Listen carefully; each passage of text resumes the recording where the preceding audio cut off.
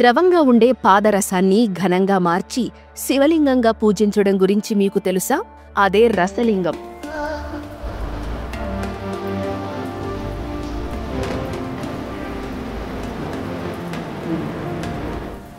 రసలింగం అంటే పాదరసాన్ని ప్రత్యేక రసాయన ప్రక్రియల ద్వారా ఘనరూపంలోకి మార్చిన పవిత్రమైన లింగం.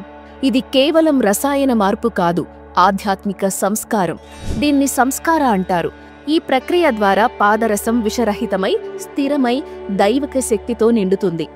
రసలింగం తయారీకి 8 లేదా అంతకు మించిన రసాయన దశలు అవసరం. మూలికలు, ఖనిజాలు, గంధకంతో పాటు ఆధ్యాత్మిక సాధనలు కూడా చేయాలి. విజయవంతమైతే దేదీప్యమానమైన స్థిరమైన విషరహిత పాదరస రూపం లభిస్తుంది. రసలింగం ఆధ్యాత్మిక అలాగే వైద్య శక్తులను ప్రసరిస్తుందని నమ్మకం. సిద్ధయోగంలో దీని వినియోగం ఉంది. భక్తులు రసలింగంతో ధ్యానం చేసి కుండలిని శక్తిని మేల్కొల్పి చక్రాలను సమతుల్యం చేసుకుంటారు. రసలింగం కేవలం వైద్యం కాదు, ఆధ్యాత్మిక పరివర్తనకు మార్గం.